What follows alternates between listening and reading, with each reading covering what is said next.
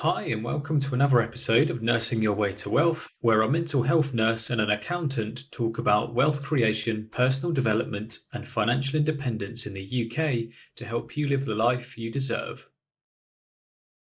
And today, Alex and I are going to discuss the different types of FiRe. So, FiRe, for anyone who's new to this, is financial independence, retire early. So, FiRe. If you've done any reading around the FiRe topic, you've read some blog posts, perhaps you've looked at some of the Reddit boards. There are loads of different types of FiRe.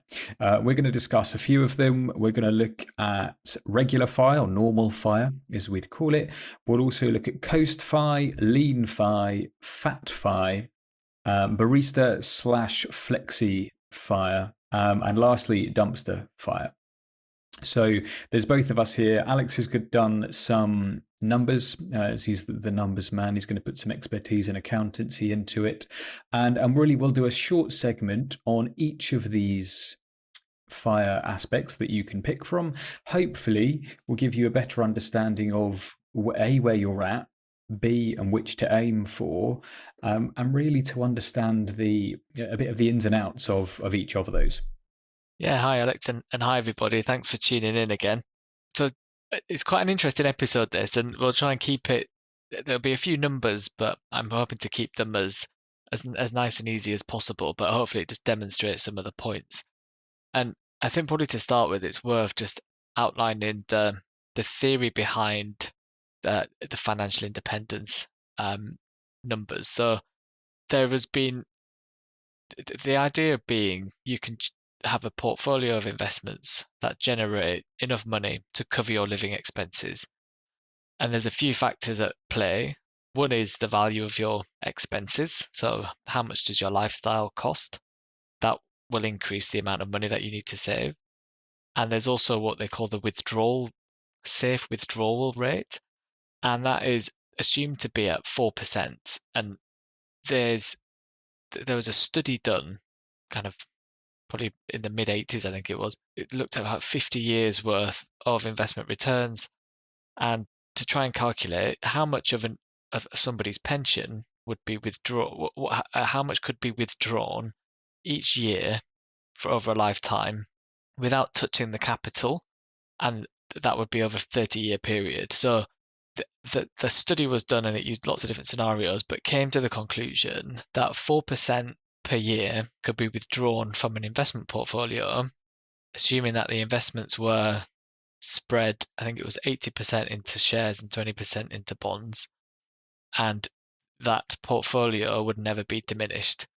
So when Alex and I will be talking through the different types of FI and the expenses and the portfolio amounts that are needed, that's the 4% that is that is kind of used as the bridge between the two. You can be more conservative and take a lower amount. So if you wanted to withdraw 3% or 3.5%, there's different calculations, and there'll be calculators online that can be used to do that. Or please send us an email and I can send you through some templates. But yeah, for the purpose of this, it's that 4% rule, and we're dividing our annual expenses by that amount to get to the portfolio. Before we kick on into talk about regular FiRe or traditional FiRe, Alex, is there anything you need to add onto that? Only that the original Trinity study was done at Trinity University in the US, and it was in 1998. Apart from that, your summary of it is super. There are many good FiRe calculators out there, and I've used a fair number of them. One of the best ones that I've used is something called Black and White FiRe. So it's its own URL. If you just Google a black and white FiRe calculator, it'll come up. It's pretty good at giving you, at showing you all the figures that you need, time frames, and there's abilities there to tweak things as well. The creator of that has no idea that we've mentioned it, but I just appreciate their hard work in it.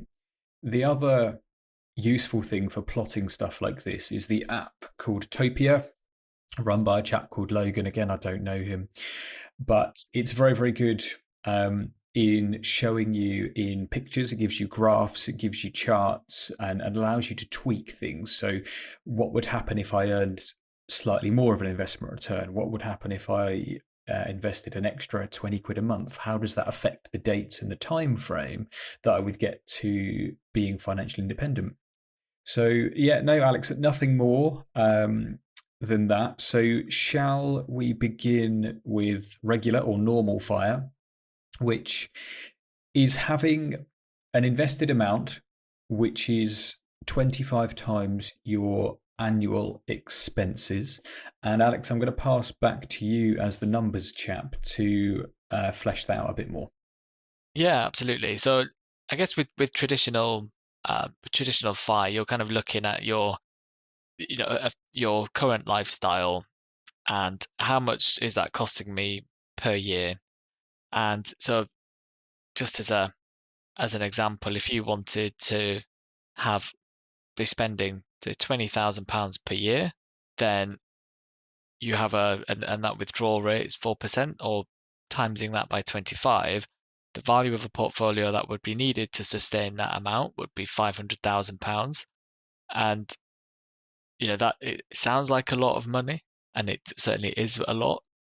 But as we start talking through the different types of FI, and certainly when we come on to Coast FI, you might realize it's that large amount isn't as unachievable as it sounds.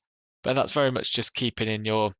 I guess there's one huge thing here, which is if you don't have a mortgage or rent, and i.e. you own your home and you have no living costs, that takes a huge amount out of your annual expense requirements, and then allows you to need a much smaller portfolio.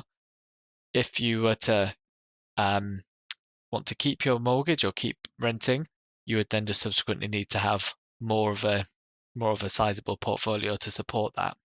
But that's a fairly, I mean, 20,000 to be honest, per um, per month is sorry, per year. That monthly amount is a pretty good lifestyle to be honest. And I mean, we'll come on to different expenses later on, but for me, that's a solid lifestyle, and you'd need about £500,000 to support that. Alex, I don't know what we can play around with the numbers whilst we're live on the pod as well. So yeah, what do you think about that? I think initially it sounds like a humongous figure. It sounds a little bit like a massive bet's come in or a bit of a lottery win or something like that. But the thing that people often forget, when you hear a number that large, you think, I only earn this much per month. That means I'll have to save all of that figure, and it's too big, and it would take too long, and I don't want to work all that overtime. Well, it's too hard. What benefits you is investing in the markets, and the benefits of compound interest. So for every pound you invest, that money is then working for you every week, every day, every hour. So you're not having to work for that, and every bit of interest you gain and you compound is then still money that you don't have to earn. I think a lot of people, hopefully, perhaps you might be familiar with the first 100,000's a bitch, which is I think coined by the late Charlie Munger. So he says that the saving and investing the first $100,000 in his case, as he's an American or was, is the hardest part. But once you get to that stage, and say for example you make a 5% return and you have that much, you've made an extra 5 grand, and that could be 2 months worth of your salary, a month if you're lucky. It could be 5 months of your salary. But it's something that you haven't had to actively work for because you have that pot of money there. So it's not as scary as it sounds. And another aim of kind of the episodes that we're putting out in this kind of segment is will help you understand how this is achievable for everyday working people just like Alex and I, because a lot of people are doing it, and they don't earn millions of pounds a year. It's regular salaries invested wisely can make a humongous difference. And if you're unsure on it, just play around with a compound interest calculator. I'll ask our editor, Caspian, to link one below and just put some figures in, and you'll see how the effect of investing early and how compounding can really, really help you out. Yeah, that's a really good point. I think it was Charlie Munger that said the first 100,000 is a bitch, and I think after not long after that, your investments do start to compound and grow, and often start to out earn you, which is always nice. And I guess on that point of on compound interest and letting your money work for you, there's there is such thing as called like coasting fi or coast fi, and the idea behind that is you work hard and save hard earlier on in your career, and you save into your pensions and your ISAs or investment accounts, and you get to a point where if you were to not put an extra penny into those and you just let those investments um, grow to your kind of more traditional retirement age, so whether that be 60, 65, 70, the investments will be high enough that when you come to retire, it's going to provide you with an income. That does mean, I guess, that the idea with traditional FI that we talked about before was more about you can live off your investments today without having to go and trade your time for money. With coasting financial independence, you have you've got your money working for you in the background, but that's not accessible. That will be kind of continuing to snowball. So in the meantime, you will have to still supplement your lifestyle with income, and whether that be, but I think what it means is you can potentially take either a less stressful job, or you might want to work part-time instead of full-time, or certainly just continue as you are and just increase your spending elsewhere because you know that um, your investments are working for you and will be there in a more traditional retirement age. And before we went live on the podcast, we were having a few scenarios, Alex and I, and just to give you an example of what that could look like. Say if you have, you've worked hard and you've managed to save up, say, £150,000 across pensions, ISAs, and investments, and you've got 30 years left to retirement. So this could be a 40-year-old and looking to retire at 70, and that was to earn you 5% per year. At retirement, you'd have just under £650,000, which would provide you a retirement income using the 4% safe withdrawal rate of just under £26,000 per year.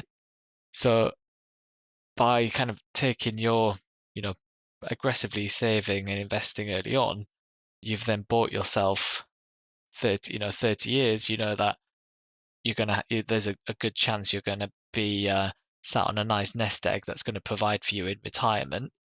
And obviously, the um, less that the longer you leave it, the more you'll have, and conversely, the other way around. But that's you know, it's in a very nice position to be in is Coast Fi. Definitely. And I think as well, when you say if you have 150K at this point, again, you've not had to earn all of that. So if you work for an employer, your employer will be paying into your pension each month. You'll get an amount in from them. You'll contribute some as well, and you have the investment growth. So it really doesn't have to all come from you. Expenses as well, they reduce in retirement. We're under the impression or the idea that you either won't be paying a mortgage at that point because you'll have hopefully will have paid it off. You'll have some equity in your house, and one of your biggest bills then won't exist. So it really frees up a lot of that spare money for you to retire with. You can relax, do what you like. You've certainly worked hard enough for it throughout your life.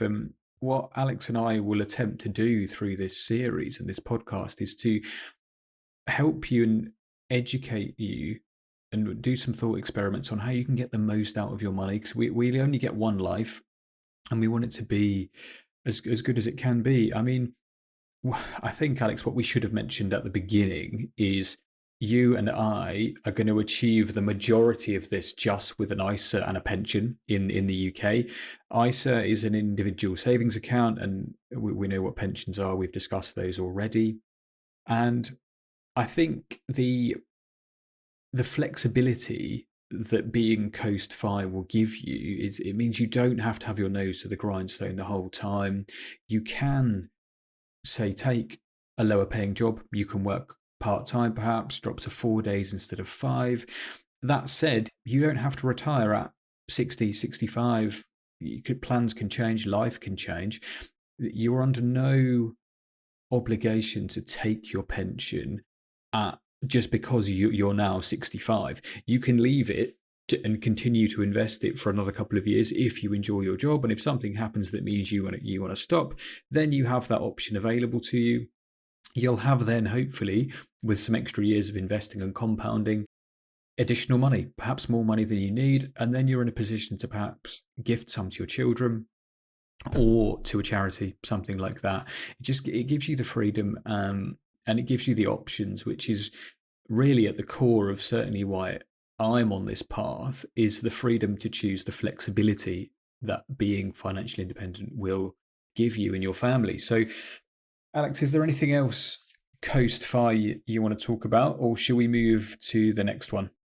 No, I think you raise a good point on that on with regards to we don't know where life's going to take us, and it's about, I think, as with all of, as is sensible with all of our, no matter which kind of path you're going down, is um, evaluating those expenses and those costs. And it's, if you think for every £1,000 that you can save from your expenses, that means £25,000 less that you need, and conversely, an extra thousand of annual ongoing expenses will mean £25,000 extra. But no, I think, yeah, coast fires are really is a I like that. It takes a lot of pressure out of your life, I think, when you reach that, and it gives you a lot of options. But no, I'm good to move on to the next one. Sure. I mean, just thinking about that reduction in expenses means you have to have less of a fire figure. For example, if you, I don't know, you perhaps bought a small patch of land in northern Scotland, built a tiny home on it, had solar panels for electricity and perhaps a wood burner, grew all your own vegetables and didn't need to work, you're pretty much self sufficient. You could be financially independent. You might not have a load of money coming in, but if you don't need to spend a load of money to live, to thrive, or survive, then you don't need such a massive pot. So I'm not suggesting that that's a viable option for everyone or anyone, or it would be that comfortable. It'd be quite rainy, I imagine, but it's all a matter of perspective. So if you're spending 10 grand a month, your fire number, which I don't have off the top of my head, my brain's not that fast, is going to be very, very different to someone who spends £1,000 a month, £1,500 a month. So it's all relative. The less you spend, the less you need in your fire pot. Right. Apart from that, as a segue, let's move to Alex, the next one. Yeah, it's quite apt actually, 'cause the next one is on lean fire. So that is, um, and just for reference, if you were wanting £10,000 a month, so that's £120,000 per year, and a portfolio of £3 million that's needed. But for lean fi, say if you wanted, yeah, as you said, you've managed to build lean fi is more about you have a quite a fairly, I guess, basic lifestyle, which doesn't cost a lot, and that could be, you're heating your home, you have electricity powered by solar, you're self-sufficient with your food, you don't need a car, so you're cycling, so your living costs are very low, and then actually you could be, it's a, it not needing a huge amount of money every month. And I mean, prior to the call, we had if you wanted £1,000 a month of income, which actually is pretty good even without, that's a £12,000 a year or a £300,000 portfolio needed. That probably isn't that lean. You could go a bit lower than that, but the whole premise with lean FI, I think, is you probably be still a bit conscious of money and making sure you still got to stay on top of it. Um, and I guess whilst we're on the topic of lean FI, you could look at the fat FI. So this is essentially you are stupendously well off and money doesn't really matter anymore. And as we mentioned, for £120,000 a year of spending, that's about a £3 million portfolio. So, a couple of different examples there. But yeah, lean is much more on it's a fairly um I don't want to say basic lifestyle. It definitely isn't basic, but you'd be much more um Frugal. frugal, very frugal. That's the good word. Just trying to think of something. Whereas, yeah, on the Fat Five, you'd be extravagant. So think sports cars and yachts, I guess. Yeah, fancy houses and perhaps private tuition for all of your children type thing. I think people who are certainly aiming for fat fi either have ridiculous incomes, so way like the 1%, or maybe the 1% of the 1% in terms of incomes, or they perhaps started a business and they've sold it and they've had a huge influx of cash or something like that. An awful lot of hard work, risk, luck, dedication goes into all of those things. But I think the overarching message is it's relative for wherever you're at in life. There's no one's doing better or worse. It's just you're living your life and you're on the way to your financial independence journey in a way that suits you. I mean, Alex, you and I are heading in the same direction, but given our lives are totally different, our incomes are totally different, what we spend will be different. We're on the same kind of long path, but we're on two separate routes, but we're heading in the same direction. Yeah, exactly. I think that's a yeah really good summation. I think and it's I guess with all of Fi, it's expenses which are right for you and the amount that makes you happy and brings you joy. Because I think there's certainly people who, you know, can have crazy extravagant lifestyles, spending a lot of money and actually aren't happy. Whereas on others, you're on the other end of the spectrum. And I think for me, what appeals, and I guess where I'm heading is more of on the kind of lean fi, and also to the probably flexi fi, or what we call like barista. So flexible financial independence. And I guess this is where you're able to you've got enough of a portfolio that will provide you with a will supplement your income. So, but what you will need to do still throughout that time is work and supplement that investment income with working. But that type of job doesn't necessarily need to be um, the kind of stressful job that you may be doing before, or you might be work part time. So as an example, you could say if you had you wanted to get an additional, to say £8,000 of your expenses every year, you'd be able to say if you had a portfolio of £200,000 saved up, you could withdraw 4% of that, supplement your income to the tune of £8,000, and then work a different type of job to then or carry on doing what you're doing. But the idea being it's a little bit more, you've got a few more options around that. I don't know, yeah, what your thoughts are on that one, Alex. Weirdly, I actually have a real world example of that. So it's a friend of my wife's. Their parents have just hit kind of, I think, their early 60s, something like that. They've retired from their usual careers, and I'm pretty sure one of them's an accountant, so you'd probably get along well. Retired from proper work, as they would call it. They're taking bits of their pension. They're not touching their state pension at the moment. But what they do to supplement their income in the warmer months, so spring and summer, is they pick grapes on a local like winery to wherever they live, which I'm not going to name, but they do it because it's a little bit social. It's something they can do together, and it's kind of fair weather work, isn't it? It's there are worse things to be doing in the sun than just, well, I'm probably simplifying it here, but walking along a grapevine and just lopping off bunches of grapes. Yeah, so it's just something they do that they enjoy to supplement their income. So if you do want to do something, you can. You have hit this FiRe figure. It doesn't mean you never work again. It just gives you the choice not to work again. So if you want to work part time in a bakery or a coffee shop, or you want to walk dogs or do whatever it is that brings you some happiness, some independence, so a little bit of extra cash if you need it, and it might resettle some anxieties you might have about the markets. You can do that. You could even um, perhaps get a part-time job just during market downturns, so you have to take less out of your portfolio. So that's just the benefit of again having the flexibility for sure. Alex, is there anything? Does that answer your question, or have I gone off on a grape related tangent?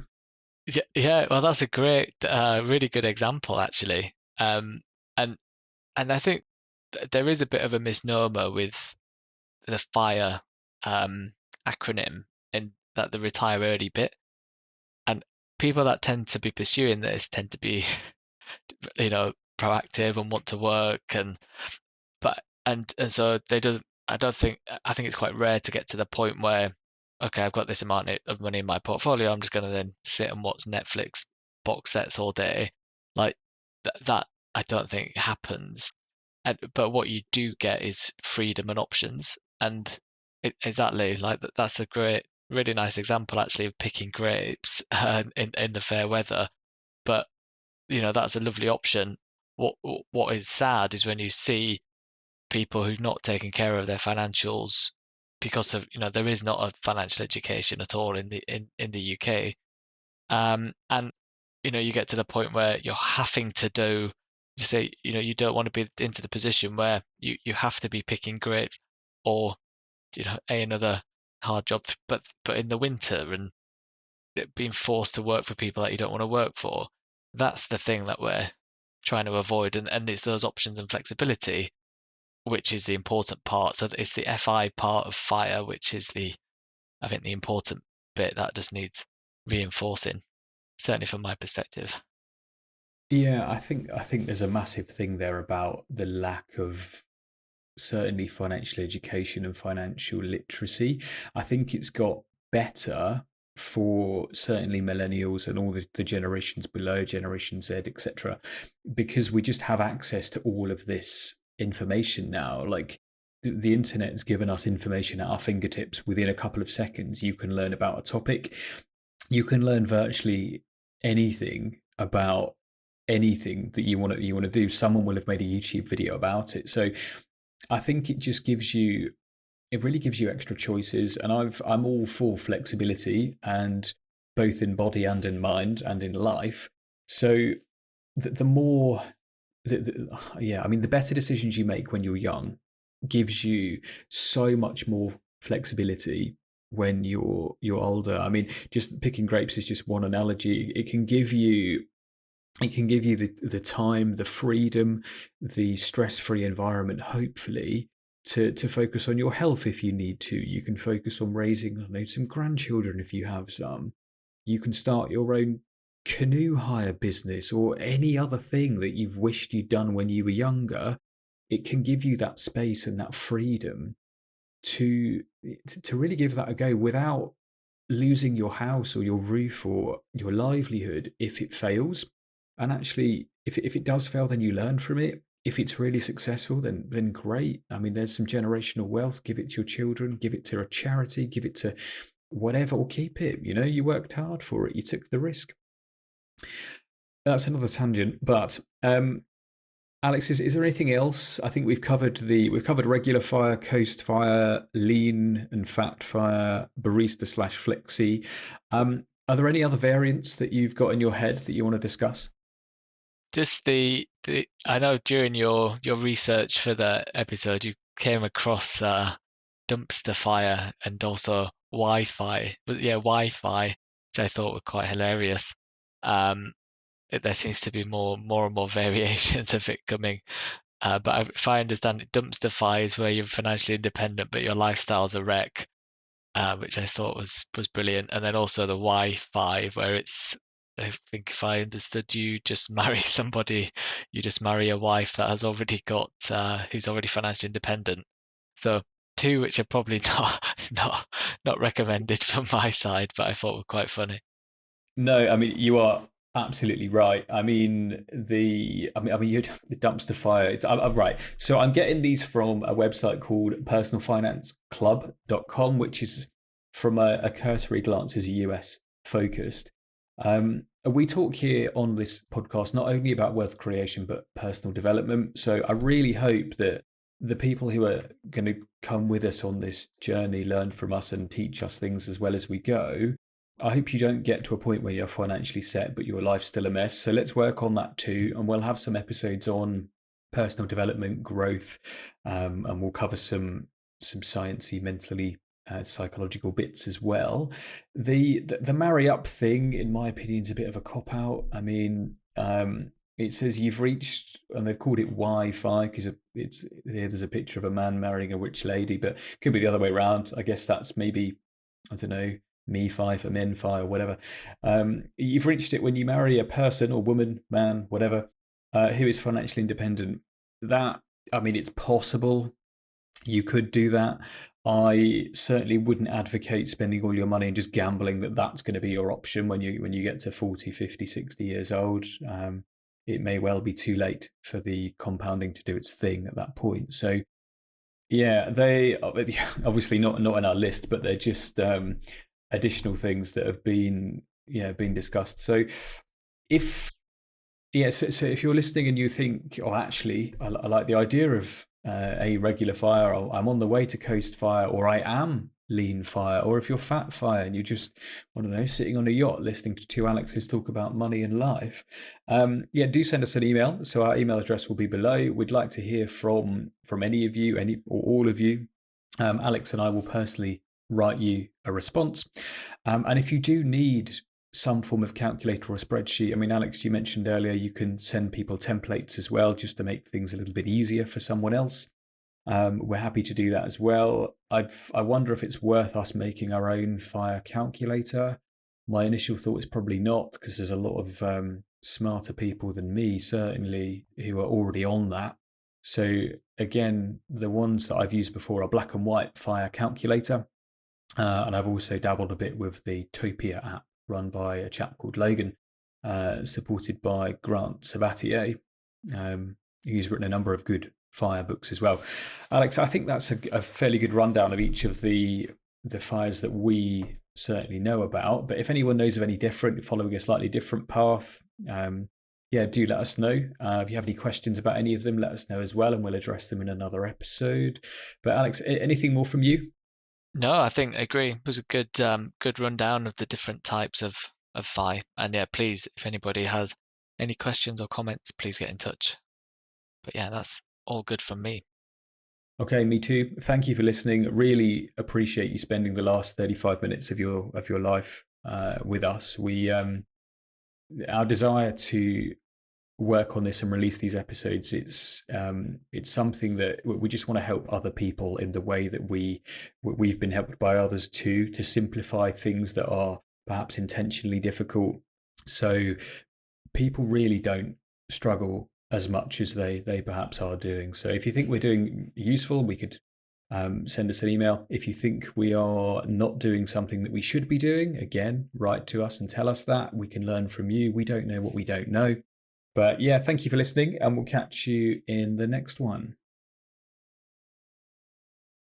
None of what we discuss on the show is to be considered financial or health advice, and we recommend you always do your own research or consult an independent financial advisor or a doctor when making your financial or health decisions.